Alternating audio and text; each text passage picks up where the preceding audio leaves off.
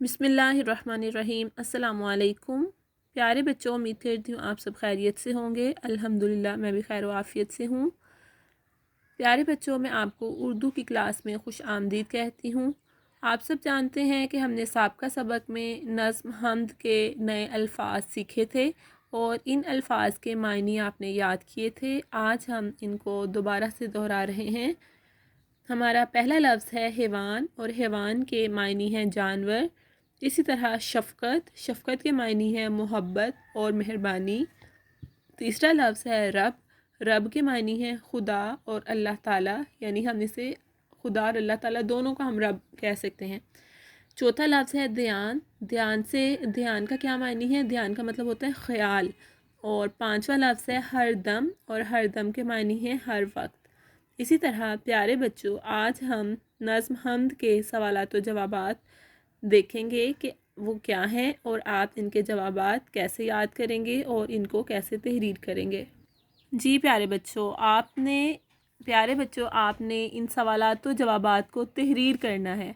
अब आपको चाहिए कि आप अपनी पेंसिल को पकड़ें और पेंसिल को तराश करें और अच्छे तरीके से साफ़ सुथरा और नीट यानी कि लिखने की कोशिश करेंगे।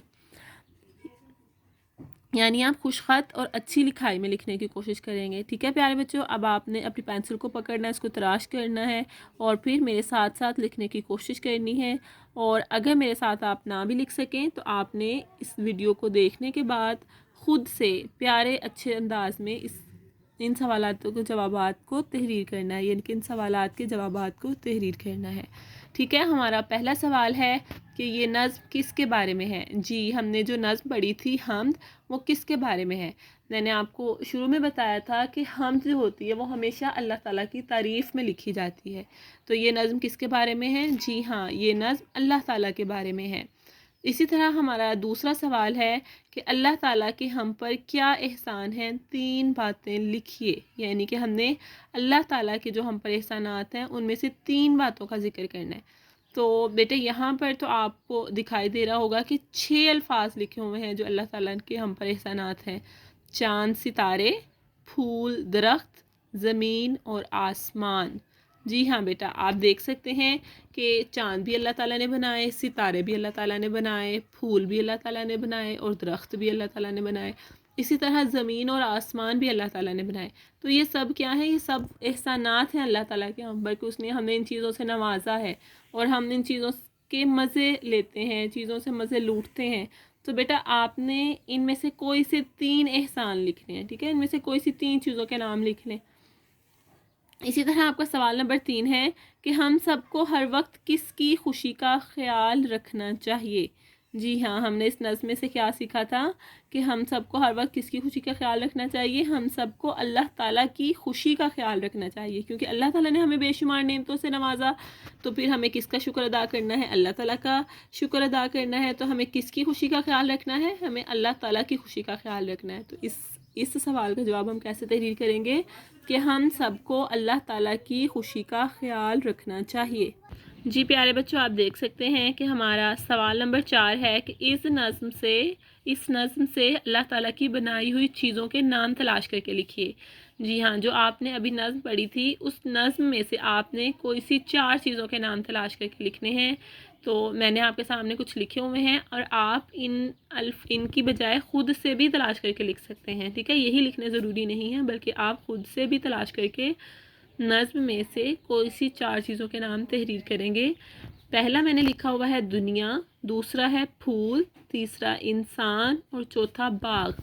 इसी तरह बेटा आपने ख़ुद से लिखने की कोशिश करनी है, ख़ुद नज़्म में से तलाश करें और फिर इन अल्फाज को लिखने की कोशिश करें।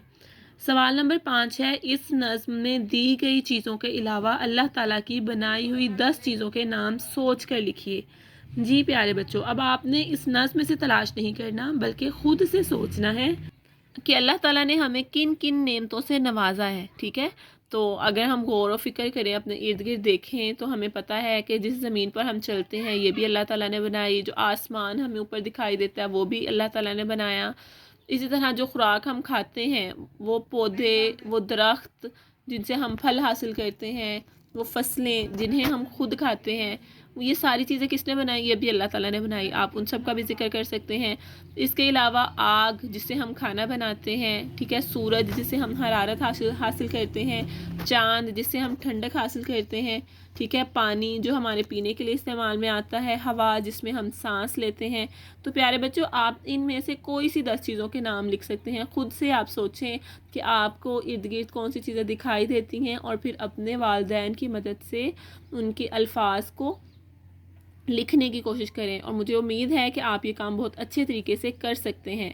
جی پیارے بچوں، آج کا آپ کا گھر کا کام یہی ہے کہ آپ نے ان 5 سوالات کے جوابات لکھنے ہیں، اور ان کو خوبصورت انداز میں لکھنا ہے، یعنی کہ خوش خطی سے لکھنا ہے، خوش خط لکھنا ہے، تاکہ اس میں کوئی مسٹیک نہ ہو، اور آپ نے خود ان کو بارہا لکھنے کی پریکٹس کرنی ہے تاکہ آپ ان کو لکھنا سیکھ سکیں۔ ٹھیک ہے، امید کرتی ہوں پیارے بچوں آپ یہ کام اچھے طریقے سے کریں گے۔